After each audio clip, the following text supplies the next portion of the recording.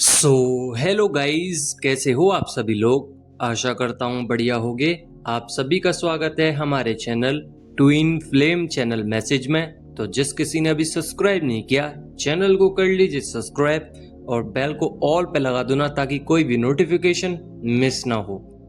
So guys, आज की current energy DM और डीएफ की।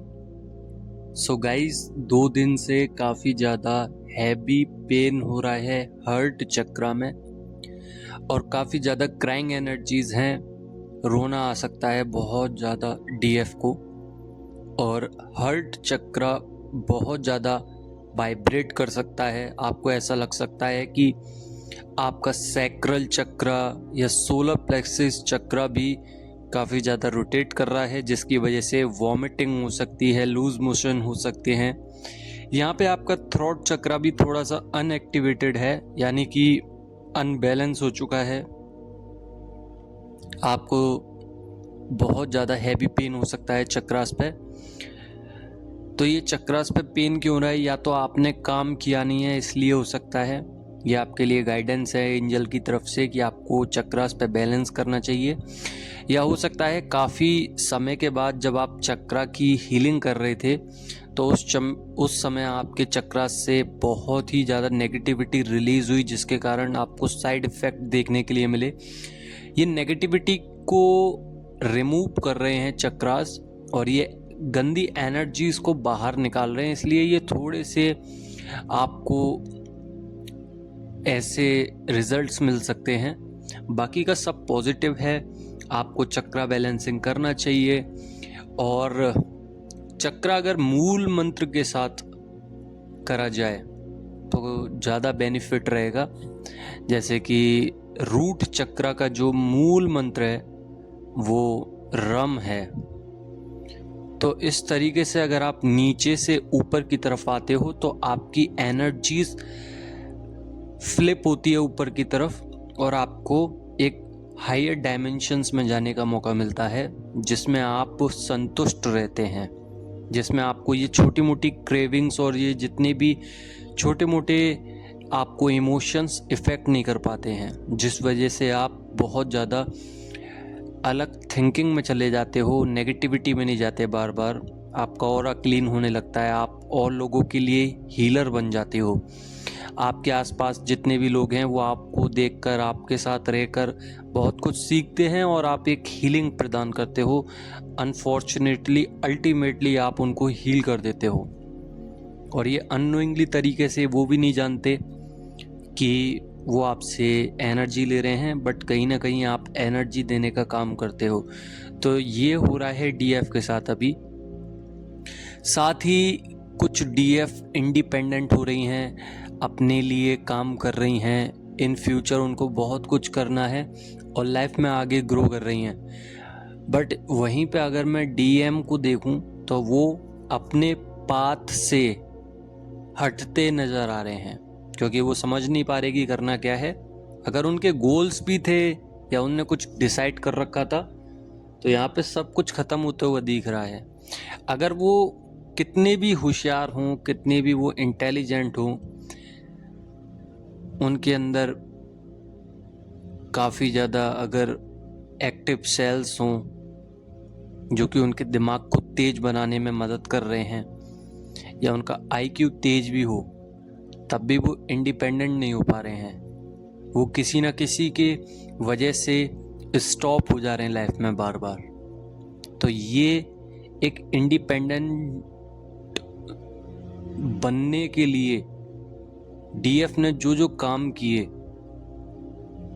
उस काम को डीएम नहीं कर पा रहे हैं। यहाँ पे डीएफ को काफ़ी कुछ सीखने के लिए मिला, जैसे कि उनके बोन्स के बारे में उनको सीखने के लिए मिला। उनके पैटर्न्स जो नेगेटिव थे, जो बार बार फियर इश्यूज आ रहे थे, जो बार बार फैमिली के साथ डर का माहौल बन जाता था, या फ्रेंड्स के साथ, या अपनी बातें आप किसी को अगर जल्दी बताते थे तो अब उसको स्लो कर दिया मूवमेंट को आपने। अब आप डरते नहीं हो, और फैमिली का नेचर भी ऑटोमेटिक आपके लिए बदलने लगा है, बिकॉज आप एक प्योर एनर्जी हो, आप एक इन्फ्लुएंसर हो, एनर्जी हो। तो आपकी जो इन्फ्लुएंस होती है एनर्जी, उससे क्या होता है कि आप अच्छा सोचते हो, फिर चाहे वो कितना भी बुरा व्यक्ति हो, आप उसके लिए अच्छा सोचते हो, अच्छा करते हो। और इनडायरेक्टली वो एनर्जीज अगर किसी और के पास जाती है, टेलीपैथिकली या बॉडी टू बॉडी या किसी भी तरीके से वो एनर्जी अगर उस व्यक्ति के पास जाती है तो वो अच्छी ही जाती है। तो वो सोच में पड़ जाता है वो व्यक्ति कि अगर ये इतना सब कुछ करने के बाद भी डीएफ अगर इतनी ज़्यादा खुश हैं उनसे और दिक्कत नहीं दे रही हैं, अच्छा ही सोच रही हैं, तो मैं भी बदलने का ट्राई करता हूँ या करती हूँ। तो इस तरीके से एनर्जी बन रही है। बाकी का डीएम की तरफ अगर देखा जाए तो डीएम नेचुरल तरीके से अपने आप को कनेक्ट करने की कोशिश कर रहे हैं आपके साथ, डिवाइन के साथ, प्लस मदर अर्थ के साथ। आजकल वो नेचर के पास बहुत ज़्यादा रह रहे हैं, ग्रीनरी में रह रहे हैं, क्योंकि उनके हर्ट चक्रा को उससे मदद मिल रही है। जितना ज़्यादा आप ग्रीनरी में रहोगे उतना ज़्यादा हर्ट चक्रा एक्टिव रहेगा, बिकॉज आपके हर्ट चक्र का ग्रीन कलर होता है और ग्रीनरी भी ग्रीन ही होती है, नेचुरल ग्रीन होता है। नेचर हमेशा आपको एनर्जी प्रदान करता है और आपको एक मेंटल पीस देता है। इसलिए डिवाइन मैस्कुलाइन आजकल वॉकिंग पे या ग्रीनरी में ज़्यादा रह रहे हैं और फिटनेस की तरफ ज़्यादा ध्यान दे रहे हैं, बिकॉज वेल्थ और हेल्थ दोनों ही खराब हो चुकी थी। अब हेल्थ पर बहुत कॉन्शियस हैं, साथ ही सब कॉन्शियस माइंड से सारी नेगेटिविटी रिलीज हो रही है।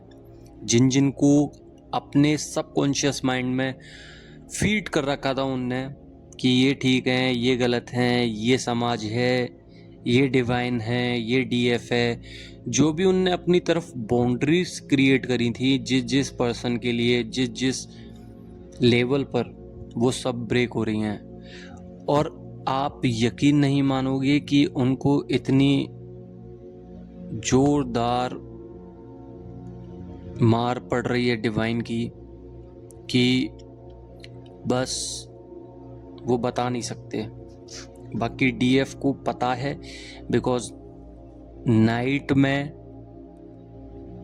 हमेशा 2 या 3 बजे या 4 बजे वो डेली नाइट में जगते हैं, रोते हैं और फिर अगले दिन के लिए तैयार हो जाते हैं।